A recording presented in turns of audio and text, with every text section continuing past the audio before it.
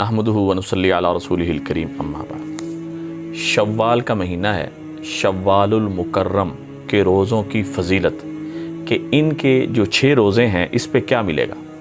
हज़रत अबू अय्यूब अंसारी रज़ी अल्लाह ताला अन्हु से रिवायत है, वो फरमाते हैं कि नबी करीम सल्लल्लाहु अलैहि वसल्लम ने इरशाद फरमाया, मन साम रमज़ाना सुम्मा अतबअहु सित्तम मिन शव्वाल काना का सियामिद दहर, कि आप अलैहि सल्लम ने फरमाया जो रमज़ानुल मुबारक के रोज़ों के बाद शव्वालुल मुकर्रम के 6 रोज़े रख ले, वो ऐसा है जैसे उसने पूरी ज़िंदगी रोज़े रखे।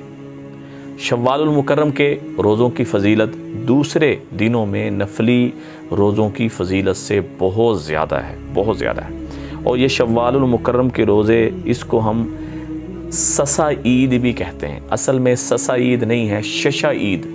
शश फ़ारसी में 6 को कहते हैं, यानी शशा ईद, यानी ईद के 6 रोज़े ईद का दिन छोड़कर इसको रखते हैं।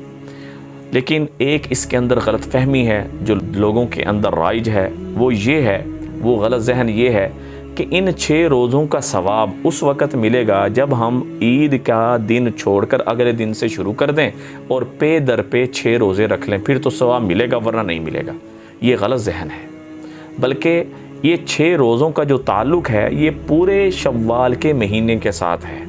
यानी एक रोज़ा रख के एक छोड़ दें, एक रोज़ा रख लें फिर छोड़ दें, इस तरह करके पूरा कर सकते हैं। 2 रोज़े रख लें फिर एक दिन जो है ना रखें, फिर 2 रख लें फिर एक दिन, इस तरह भी कर सकते हैं। या जो शव्वाल का पूरा महीना है, पहले 10 दिनों में 2 रख लें, दूसरे 10 दिनों में 2 रख लें, आखिरी 10 दिनों में 2 रख लें।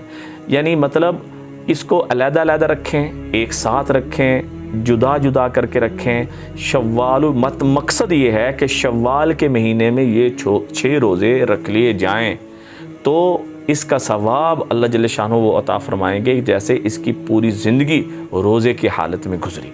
तो लिहाजा इनको रखें, इन पर अमल करें, सदका जारी समझ के शेयर करें, दुआओं में याद रखें। अस्सलामु अलैकुम व रहमतुल्लाहि व बरकातहू।